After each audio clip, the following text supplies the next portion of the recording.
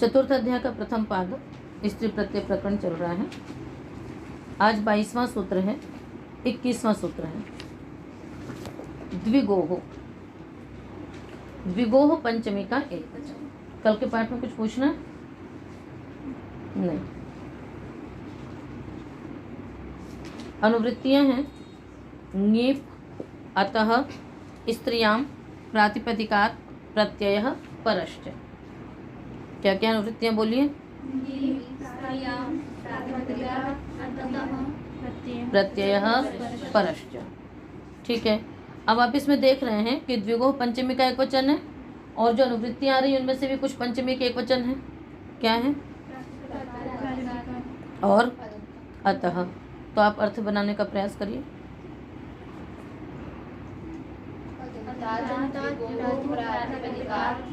अनुपसर्जनात् भी आ रहा है।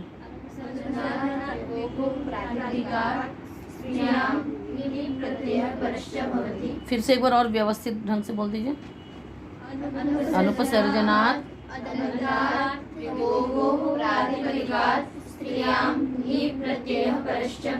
ठीक। अनुपसर्जनात् अदन्तात् द्विगु संज्ञकात् प्रातिपदिकात् स्त्रियां ङीप् प्रत्ययः परश्च भवति।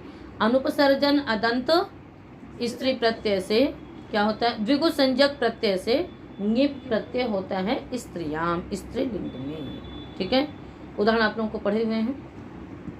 पंचपूली, दशपूली, अष्टाध्यायी, दशानां पूलानां समाहारः इति दशपूली, पंचानां पूलानां समाहारः इति पंचपूली। किस सूत्र के उदाहरण में आपने पढ़ा था, याद है?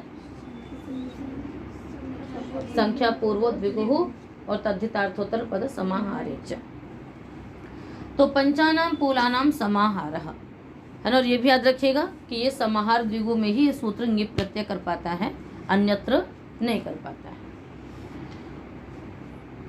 तो पंचानां पूलानां समाहारः ऐसा विग्रह करके तद्धितार्थोत्तर पद समाहारे च से पहले क्या करेंगे? हम समास करेंगे कि समाहार अर्थ में सुबंत का समर्थ सुबंत के साथ समास हो गया। तो पंचन आम पूल आम समास होने के पश्चात कृतथित समासाश्च से प्रातिपदिक संज्ञा सुपो धातु प्रातिपदिकयों से अंतर्वर्तनी विभक्तियों का लोप क्या बन गया? पंचपूल। अभी पंचपूली कैसे बन गया? अभी तो आप द्विगो लगाया कहाँ आपने?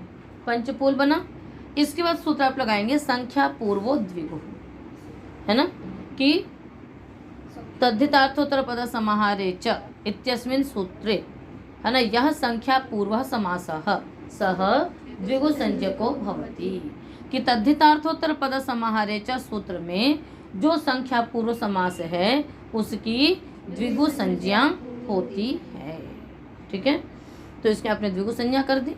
और उसके पश्चात यहाँ पर बात यह है कि स्त्रीलिंग कैसे है, क्योंकि पंचानाम पूलानाम समाहारः, 5 पूलों का समाहार, तो कोई स्त्रीत्व तो विवक्षित नहीं यहाँ पर। पुनरपि हम यहाँ पर स्त्रीलिंग में ङीप् प्रत्यय करते हैं। तो उसके लिए एक वार्तिक आप लोगों को बताई गई थी, अकारांतोत्तर पद द्विगुः स्त्रियां भाष्यते, कि अकार अंत उत्तर पद वाला जो द्विगु है वो स्त्रीलिंग में होता है।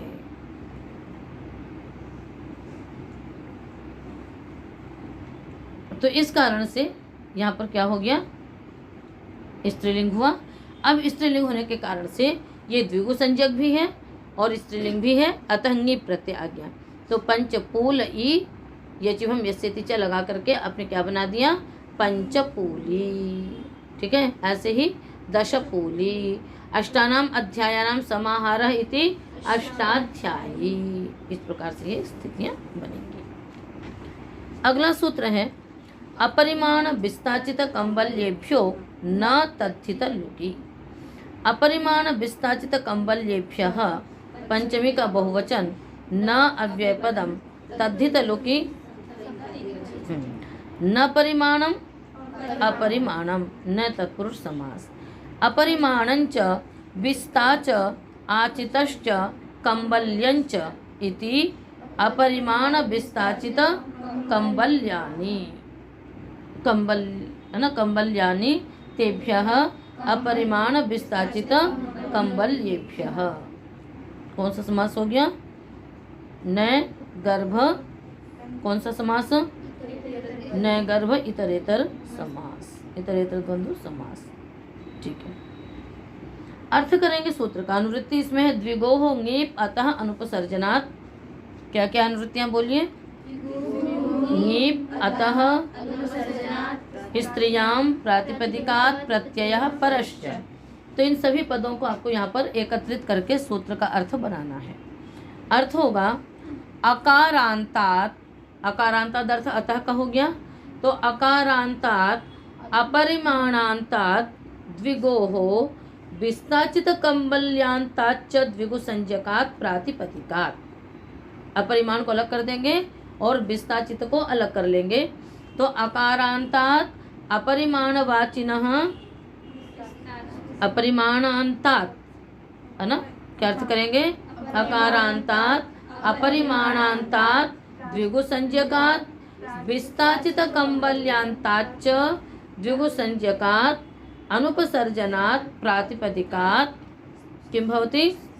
स्त्रियां ङीप् प्रत्ययो न भवति तद्धित लुकि सति। ठीक है, अपरिमाणांतात आप एक साथ भी बना सकते हैं कि द्विगुसंज्ञकात् अपरिमाणांतात विस्ताचित कंबल्यांताच्च द्विगुसंज्ञकात् अनुपसर्जनात् प्रातिपदिकात् स्त्रियां ङीप् प्रत्ययो न भवति तद्धित लुकि सति। सबको एक साथ कर लिया आपने कि द्विगुसंज्ञक अकारांत जो अपरिमाणवाची, अपरिमाणांत प्रातिपदिक हैं और विस्ताचित कंबल्यांत हैं, है ना, उनसे ङीप् प्रत्यय स्त्रीलिंग में नहीं होगा। कब नहीं होगा? यदि वहां पर तद्धित का लुक हुआ हो तो। ठीक है, अब बात आएगी आपकी कि ये अपरिमाण क्या चीज है। तो जो मापवाचक शब्द हैं वो कई प्रकार के हैं। परिमाणवाची हैं और आयामवाची हैं, आयामवाची हैं और परिमाणवाची हैं। ठीक है ना, और उन्मानवाची हैं। कौन कौन से हैं? आयामवाची, परिमाणवाची, उन्मानवाची और संख्यावाची। जितने भी द्रव्य हैं उन द्रव्यों का हम किसी न किसी रूप में माप करते हैं ना। कोई वस्तु है, कहते हैं 1 किलो, 2 किलो, 4 किलो। लंबाई होती है तो उसको बोलते हैं कि इतने मीटर, इतने किलोमीटर लंबाई में बोलते हैं। ऊंचाई होती है तो फिर उसके लिए फीट इत्यादि को प्रयोग करते हैं। और यदि ये सब भी नहीं है तो फिर हम 1, 2, 3, 4 इत्यादि का हम प्रयोग करते हैं, जिससे हम किसी भी पदार्थ को मापते हैं, किसी पदार्थ को हम माप सकते हैं यानी नाप सकते हैं। उसी को बोला जाता है परिमाण। ठीक है, अब उसमें भी एक श्लोक लिख लीजिए आप लोग। ऊर्ध्वमानम किलोन्मानम, ऊर्ध्वमानम किलोन्मानम परिमाणम तु सर्वतः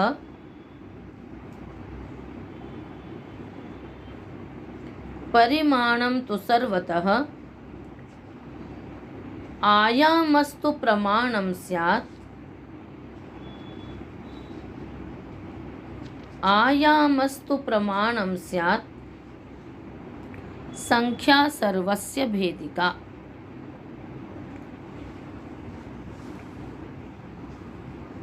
संख्या सर्वस्य भेदिका। वहीं ब्रैकेट में ये भी लिख लो, संख्या बाह्या तो सर्वतः। दोनों तरह का प्रयोग मिलता है। ऊर्ध्वमानम किलोन्मानम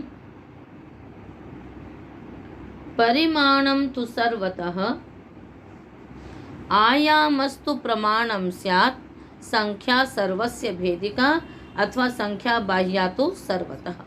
कहते हैं ऊर्ध्वमानम, जिसकी ऊंचाई नापी जाए उसको क्या कहेंगे? उन्मानवाची शब्द, तो वो उन्मान हो गया। परिमाणम तो सर्वतः, जिसको चारों ओर से नापा जाए, मतलब जिसका भार नापा जाए एक प्रकार से, वो क्या हो जाएगा? परिमाणवाची, जैसे द्रोण इत्यादि होते हैं।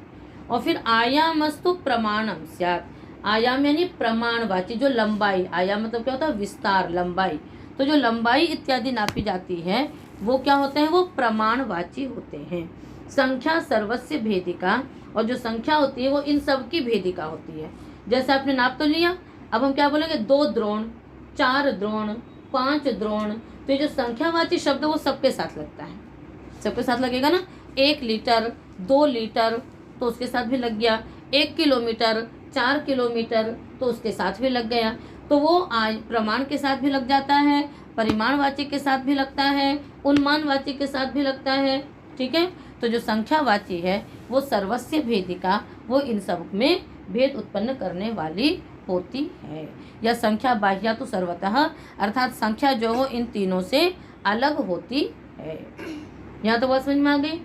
अब इनमें इनका ये कहना है कि जो परिमाणवाची शब्द हैं उनको छोड़ करके, परिमाणवाची में आपके यही सब आएंगे, द्रोण इत्यादि शब्द आते हैं, तो जो परिमाणवाची शब्द हैं उनको छोड़ दीजिए। अब ये जो बिस्त आचित इत्यादि हैं, ये क्या है? ये परिमाणवाची के अंतर्गत हैं। ये क्या है? ये आपके ये परिमाणवाची के अंतर्गत हैं, तो इसलिए इनको ले लिया। अब परिमाण में सबका निषेध होने लग गया, तो इसलिए फिर क्या कह दिया बाद में? बिस्त आचित कंबल्य इत्यादि शब्दों का ग्रहण कर लिया गया। ठीक है, तो इनके अतिरिक्त जो अन्य परिमाणवाची शब्द होंगे उनसे ङिप प्रत्यय नहीं होगा। तो एक प्रकार से ये निषेध कर रहा है। ये क्या कर रहा है? ये निषेध कर रहा है कि जो परिमाणवाची शब्द हैं, है ना, उनसे होगा, है ना, परिमाणवाचियों से निषेध कर दिया, अपरिमाणवाची, किंतु द्विगु संज्ञक होना चाहिए। और उसके अतिरिक्त और किन से निषेध किया? बिस्त आचित और कंबल्यों से भी निषेध कर दिया। तो बिस्ताचित कंबल्य इन सभी प्रातिपदिकों से ङिप प्रत्यय स्त्रीलिंग में नहीं होगा। आगे समझ में? कब? तद्धित लुकी सती, तद्धित का लुक होने पर। अब ये प्रश्न उठता है कि इनको प्राप्ति किससे थी? पहले तो ये देखेंगे ना, भाई किसी से प्राप्ति होगी तब तो निषेध होगा। है कोई बात आके कहे तो हम लोग ये कहते हैं कि हमने आपको कहा ही नहीं था। हमने यदि कहा होता तब हम आपको मना करेंगे, तो हमने आपको कहा ही नहीं, तो जब प्राप्ति ही नहीं है तो निषेध कैसे होगा? तो प्राप्ति है। प्राप्ति कैसे? द्विगुह सूत्र से है, क्योंकि तद्धित का संबंध है इन सबके साथ, और जब तद्धित का संबंध है तो सबकी वही तद्धितोत्पत्ति विषय में हम पहले समास करते हैं, फिर समास करके फिर क्या करते हैं हम? उसके बाद उसका लुक करते हैं, लुक करते हैं ना, किंतु उसकी द्विगु संज्ञा तो हो ही जाएगी संख्या पूर्व द्विगु से। तो जब उसकी द्विगु संज्ञा हो जाएगी तो द्विगुह के कारण से उसमें ङिप की प्राप्ति थी। इसने कहा कि यदि तद्धित का लुक हो गया हो और वो अपरिमाणवाची हो और विस्ताचित कंबल्य इत्यादि हो अंत में, तो उनसे ङिप प्रत्यय नहीं होगा। आगे बात समझ में? अब उदाहरण देखिए। उदाहरण है इसके पंचाश्वा, दशाश्वा, द्विवर्षा, द्विशता, त्रिशता। पंचाश्वा, दशाश्वा, द्विवर्षा, द्विशता, त्रिशता। और बिस्तादियों का ले लीजिए, द्विबिस्ता, त्रिबिस्ता, द्व्याचिता, त्रियाचिता, द्विकंबल्या, त्रिकंबल्या।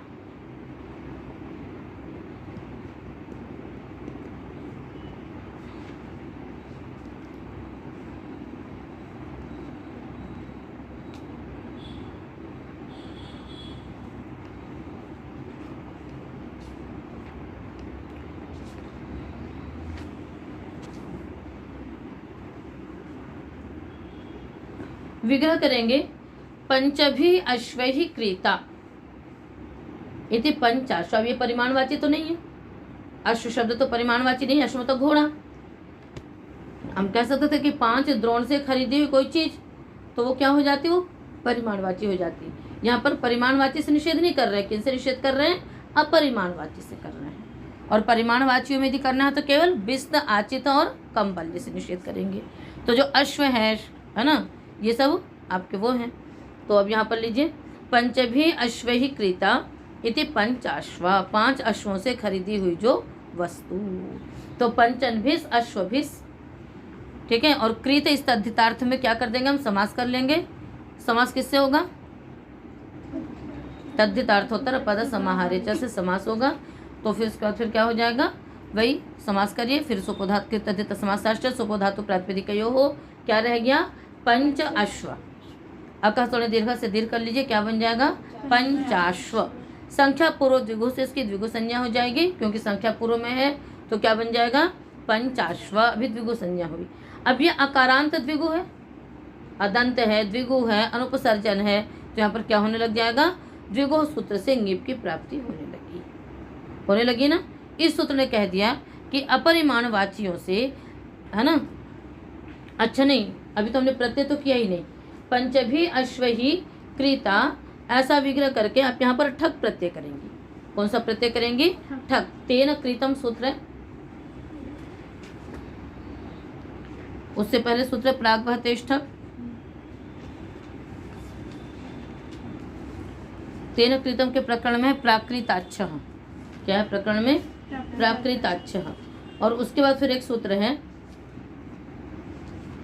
देखिए सूत्र निकालिए, उसका क्रम समझिए।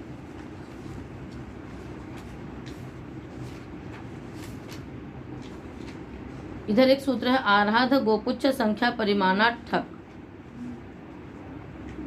आराध गोपुच्छ संख्या परिमाणात् ठक, इससे ठक की अनुवृत्ति चलती है जो कि तदर्हति तक जाती है। तो तदर्हति सूत्र तक है ना, जो भी अर्थ हैं उन सभी अर्थों में ठक प्रत्यय विधान कर दिया गया। मिला नहीं आपको सूत्र? है कनिष्का जी को नहीं मिल रहा है? कुछ प्रकरण भी दिमाग में होने चाहिए। प्राकृताच्छ सूत्र बोल रही हूँ। प्राकृताच्छ किस अध्याय का पहला सूत्र है? इसलिए मैंने आपको प्राकृताच्छ बोल दिया था ताकि आप समझ सकें कि प्रकरण कहाँ पर है। अस्तु, तो इसी में आर्हाद गोपुच्छ सूत्र है ना, तो वो क्या कहता है? आर्हात यानी तदर्हति से पहले पहले तक क्या होता है, जो भी अर्थ परिगणित किए गए उन सब में ठक प्रत्यय होगा। तो तेन कृतम भी उसी के अंतर्गत है। किस नंबर का सूत्र है बताओ? 36 नंबर का। तो तेन कृतम इस अर्थ में भी क्या हो जाएगा? ठक प्रत्यय होगा। यहाँ तो बात समझ में आ गई। इधर की जो प्रक्रिया है वो क्या है कि एक साथ कुछ प्रत्यय मतलब अधिकार में प्रत्यय बता देंगे। जैसे प्राकृताच्छ कह दिया कि कृत से पहले पहले जो भी अर्थ उन सब में छ प्रत्यय होगा, ठीक है। उस अर्थ फिर उग्वादि भ्योत इत्यादि उसके अपवाद बना दिए गए। फिर आगे कह दिया आर्हात गोपुच्छ संख्या परिमाणात् ठक, कि आर्हात यानी अर्हति से पहले पहले जो होंगे उनमें क्या हो जाएगा? ठक प्रत्यय हो जाएगा। तो चतुर्थ और पंचम अध्याय में प्रत्ययों की ऐसी ही कुछ व्यवस्थाएं की गई हैं। कैसी व्यवस्थाएं की गई हैं कि कहीं पर तो अधिकार से निर्देशित कर दिया गया है और फिर उसके अपवाद बना दिए गए हैं, ठीक है ना। तो यहाँ पर आपने इससे ठक प्रत्यय कर लिया कृतम इस अर्थ में। तो पंचन भिस अश्व भिस आगे ठक, पंचन भिस अश्व भिस आगे ठक। लिखो स्थिति।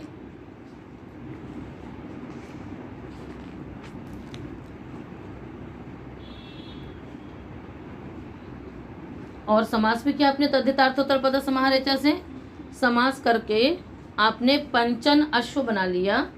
और फिर उसके बाद क्या किया? पंचन के बाद जो विभक्ति थी भिस, उसको अंतर्वर्तनी विभक्ति को प्रत्यय लक्षण मान करके आपने पंचन की पद संज्ञा कर ली। पंचन की क्या कर ली? पद संज्ञा कर ली, ठीक है।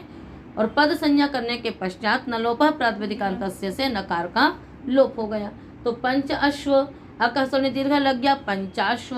और आगे आपको ठक प्रत्यय कैसे आएगा वो भी बता दिया, तो ठक आ गया। तो पंचाश्व आगे ठक। अब यहाँ पुनः सूत्र लग जाएगा, वही संख्या पूर्व द्विगु, उससे द्विगु संज्ञा करेंगे और एक सूत्र लगाएंगे अध्यर्थ पूर्व द्विगोर लुग संज्ञायाम। अध्यर्थ पूर्व द्विगोर लुग संज्ञायाम, ये सूत्र वहीं पर है, देखिए। वो तो सारी व्यवस्थाएं पहले देते चले जा रहे हैं कि एक तो ठक प्रत्यय होगा, उसके बाद यदि अध्यर्थ शब्द से होगा, द्विगु संज्ञकों से होगा, तो क्या हो जाएगा? उस उत्पन्न तद्धित प्रत्यय का लुक भी हो जाएगा। तो यहाँ पर द्विगु संज्ञा हुई है ना पंचाश्व की, इसलिए क्या हो जाएगा? अध्यर्थ पूर्वात् द्विगु संज्ञकात् उत्तरस्य प्रत्ययस्य लुक भवति, है ना। इन्हीं प्रत्ययों का, जो प्रत्यय यहीं के सूत्रों में हो रहे हैं, उन प्रत्ययों का क्या हो जाएगा? फिर लुक हो जाएगा। तो जो ठक प्रत्यय था उसका क्या हो गया? लुक हो गया। तो क्या रह गया फिर से? पंचाश्व। अब यहाँ पर देखिए तद्धित का लुक भी हुआ है और पंचाश्व द्विगु संज्ञक भी है, ठीक है। तो और ये अपरिमाणवाची भी है, तो ये अपरिमाण है, द्विगु है, तद्धित का लुक हुआ है। तो यहाँ पर जो द्विगुह सूत्र से ङीप की प्राप्ति थी वो प्रत्यय नहीं होगा, ठीक है। तो क्या बन जाएगा फिर? अब अकारांत स्त्रीलिंग है तो अजाति तष्टाप से टाप हो जाएगा। सामान्य प्रत्यय तो यही है, या तो टाप होगा या ङीप होगा। जब ङीप का निषेध हो गया तो टाप हो जाएगा। पंचाश्वा बना। अब आगे स्वादित प्रत्यय कर लीजिए। पंचाश्वा आगे सु, फिर हन आदि लोग पढ़ के पंचाश्वा। इसी प्रकार और क्या बताया हमने, दश है ना, तो दशभिः अश्वैः क्रीता इति दशाश्वा। पूरी सिद्धि इसी प्रकार से रहेगी, आपको उसमें कुछ भी विशेष और नहीं समझना है। उसके बाद क्या है, द्विवर्षा, ठीक है ना। चलिए द्विवर्षा की सिद्धि करेंगे। द्वे वर्षे भूते अस्याः इति द्विवर्षा।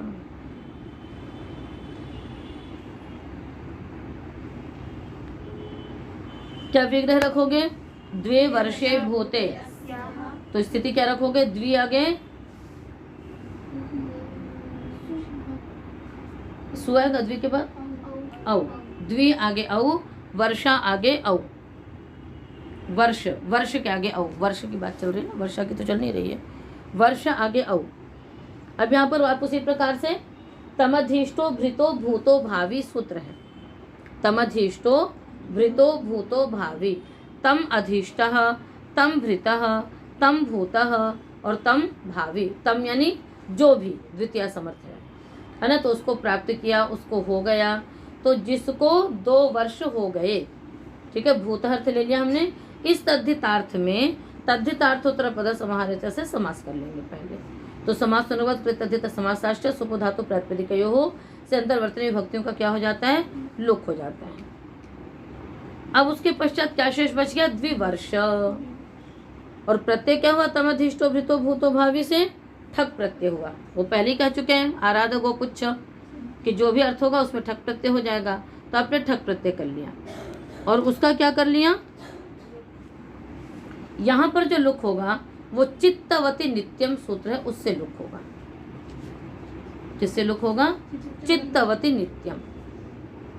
चित्तवती कर्तरि अभिधेये है ना, उत्पन्नस्य प्रत्ययस्य नित्यम लुक भवति, उसमें नित्य लुक होता है।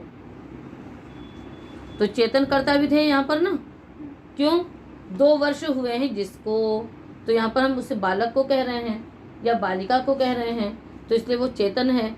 तो चेतन अभिधेय हो रहा हो तो उत्पन्न प्रत्यय का नित्य लुक होता है। तो अब नित्य लुक हो गया तो क्या बच गया, फिर से द्विवर्ष रह गया। अब इसके आपने क्या किया, तद्धित का लुक हुआ ही है, द्विगु संज्ञा होगी होगी, इसमें भी क्या कर देंगे आप, ङीप की जो प्राप्ति थी द्विगु सूत्र से, उसका क्या हो गया, यहाँ पर निषेध हो गया। तो क्या बन जाएगा, द्विवर्षा त्रिवर्षा। आगे द्वाभ्याम शताभ्याम क्रेता, 200 से खरीदी हुई कोई वस्तु, तो वही द्वि आगे भ्याम, शत आगे भ्याम। पूरी सिद्धि आप उसी प्रकार से करेंगे, बस एक अंतर रहेगा कि वहाँ पर आपने आराध गोपुच्छ इस सूत्र के कारण से आपने ठक प्रत्यय किया था, किंतु क्योंकि ये शत शब्द है इसलिए संख्याया अतिशदंताया कन, इससे कन प्रत्यय हो गया क्योंकि ये संख्यावाची शब्द है। तो द्विशत आगे कन, फिर पुनः वही अध्यर्थ पूर्व द्विगु लोग संज्ञायाम से कन का क्या हो जाएगा, लुक हो जाएगा, द्विशत बन गया। अब ये द्विगु संज्ञक है, अदंत है, अनुपसर्जन है, द्विगु से ङीप की प्राप्ति होती है, उसका ये सूत्र क्या कर देता है, निषेध कर करके टाप हो जाएगा। तो क्या बन जाएगा, द्विशता त्रिशता। ठीक है, अगला उदाहरण क्या है, द्वौ बिस्तौ पचति इति द्विबिस्ता।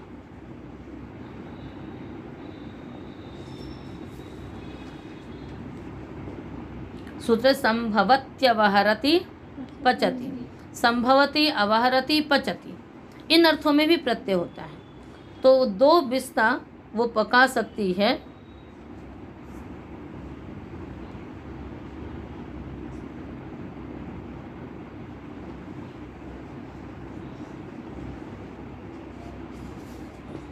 ठीक है। बाकी शेष प्रक्रिया आपकी वही रहेगी।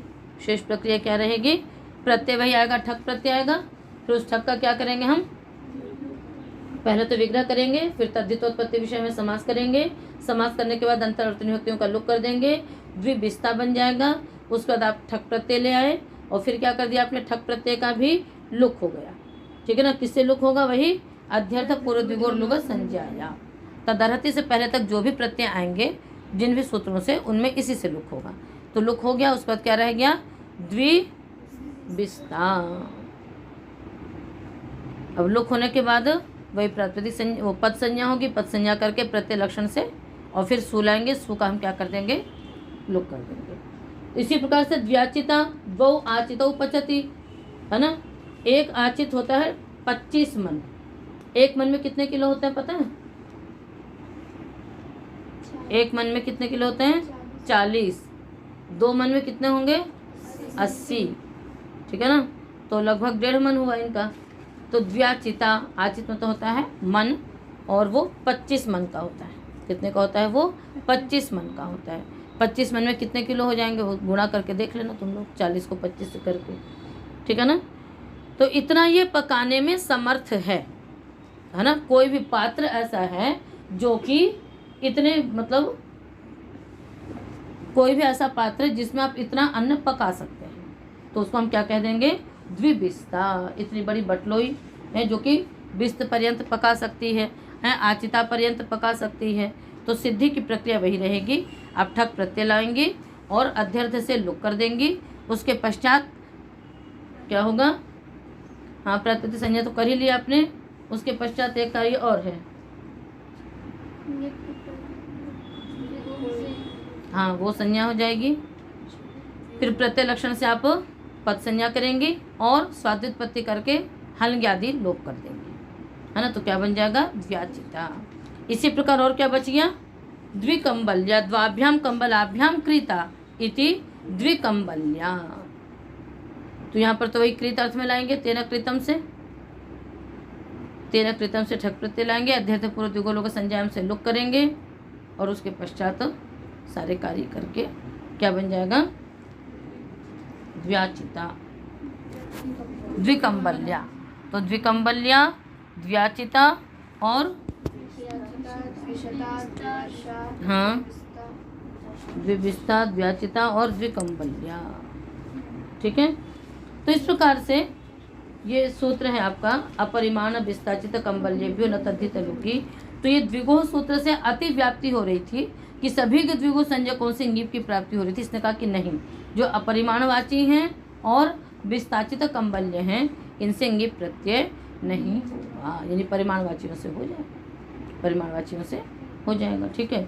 तो आज इतना ही करते हैं, इस पाठ में शेष करते हैं।